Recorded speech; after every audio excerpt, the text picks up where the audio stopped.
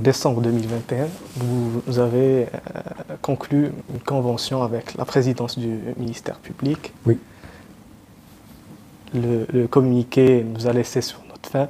On voudrait, si possible, quelques détails concrets sur la convention, ce qu'elle implique sur le travail du Conseil de la concurrence. Alors, en fait, la convention est une matérialisation de quelque chose qui est dans la loi. Le Conseil de la concurrence est autorisé à faire des investigations in situ, donc des perquisitions, pour parler le langage juridique. Donc ces perquisitions se font sous la supervision du procureur de Sa Majesté dans la province en question.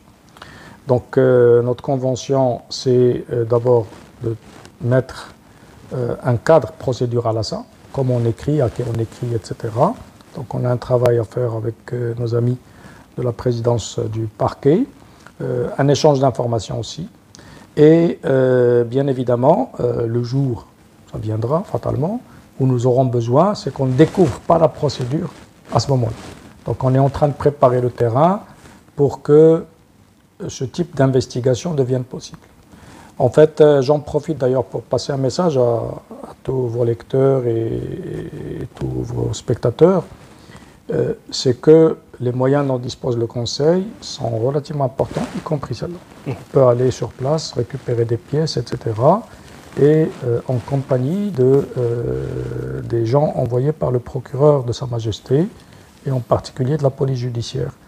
Donc en matière d'investigation, les champs du Conseil sont larges et importants. Et on est en train de les définir pour qu'il n'y ait pas de contestation. Vous savez, une perquisition mal faite, souvent, peut être une cause d'annulation d'une décision finale, obtenue avec des éléments. C'est pour ça que je vous parlais tout à l'heure de bien encadrer les choses. La Convention va dans ce sens.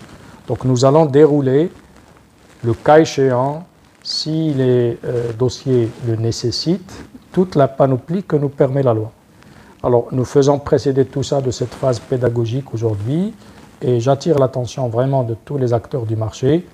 La loi sur la concurrence, ce n'est pas de la plaisanterie, il faut respecter. Alors pour vous faciliter la vie, on vous a donné un guide qui vous permet de savoir ce qui est permis de ce qui ne l'est pas. Faites l'effort de vous discipliner et évitez-vous des erreurs. C'est le message que je passe souvent aux opérateurs directement, parce qu'on reçoit les fédérations les unes derrière les autres, pour attirer l'attention qu'ils peuvent être fautifs sans même que le décideur les choisisse. Vous savez, si vous avez une entreprise qui vend un produit A et votre concurrent qui vend le même produit, vous avez un commercial, mettons, qui couvre Rabat. S'il voit le commercial de votre concurrent, il lui dit, toi tu vas vendre à Hayr Riyad et moi je vais vendre à Suissi, ça tombe sous le coup de la loi. Ce n'est pas les deux personnes qui vont être sanctionnées, c'est leur entreprise. Même si elles ne sont pas au courant que ces deux personnes se sont entendues. Vous voyez? Donc je dis aux entreprises, faites attention, vous pouvez être en délicatesse avec la loi sans même l'avoir décidé vous-même. Donc munissez-vous des instruments qui vous permettent de vous prémunir contre des erreurs non intentionnelles. La loi ne fait pas la différence. Après, sur la pénalité, on peut en tenir compte un peu, mais pas beaucoup, hein, parce que le préjudice à l'économie et aux consommateurs est fait. Donc, je dis, attention, nous allons progressivement faire appel à toute la panoplie que la loi nous autorise pour regarder ce qui se passe, mais on est dans une phase pédagogique aujourd'hui. Au moins, munissez-vous de ça. Maintenant, si vous-même, dirigeant, vous avez décidé ça, ben, assumez vos responsabilités. Mais au moins, ne tombez pas non intentionnellement dans l'erreur. Le projet de refonte prévoit l'instauration, la création d'un corps des rapporteurs. Qu'est-ce que cela implique? Alors, on a les rapporteurs, c'est les enquêteurs que nous avons. C'est des gens qui sont assermentés, donc ils passent devant le président du tribunal pour prêter serment. Donc ils sont pénalement responsables d'un certain nombre de choses, donc ils ont de lourdes responsabilités. Ils sont soumis à la règle du conflit d'intérêts quand il y a conflit d'intérêts, et c'est eux qui disent est-ce que vous avez fauté ou pas fauté. Bon, après le Conseil décide, hein, il n'est pas obligé de suivre leur avis. Mais donc c'est une mission très importante.